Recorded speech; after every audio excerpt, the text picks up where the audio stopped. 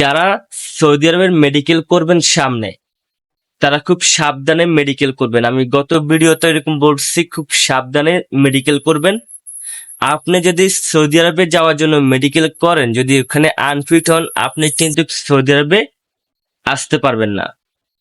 যদি আপনি আনফিট হয়ে যান, আপনি কিন্তু সৌদি আরবে আসতে পারবেন না। আপনি 10টা 5টা 20টা ফাস্টফুড বানান, তারপর আপনি কিন্তু আসতে পারবেন না।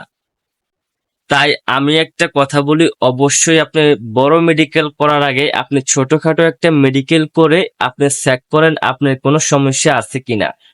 যদি কোনো সমস্যা থাকে তাহলে আপনি ওই সমস্যার সমাধান করতে পারবেন। তো অবশ্যই বুঝতে পারছেন, আপনারা বড় মেডিকেলের আগে ছোট একটা মেডিকেল করবেন। আর অনেকে আমাকে প্রশ্ন করছে, ভাইয়া কন্টাক্ট করে মেডিকেল করলে কি কোনো সমস্যা হবে? হ্যাঁ, অবশ্যই সমস্যা হবে। কন্টাক্ট করে মেডিকেল করা যাবে না, কারণ আপনি একবার ধরা খেলে কিন্তু আপনি বিদেশে যেতে পারবেন না, সৌদি আরবে আর যেতে পারবেন না। তো অবশ্যই যারা সামনে মেডিকেল করবেন, এই ভিডিওটা অনেকটা গুরুত্বপূর্ণ। এই ভিডিওটা আপনারা দেখবেন। আপনারা বড় মেডিকেল করার আগে ছোটখাটো একটা মেডিকেল করবেন, তাহলে আপনারা কোনো টেনশন থাকবে না। তো অবশ্যই বুঝতে পারছেন, ভিডিওটা ভালো লাগলে শেয়ার করে দিবেন, অন্যকে জানার জন্য সুযোগ করে দিবেন। তো সবাই ভালো থাকবেন। আল্লাহ হাফেজ।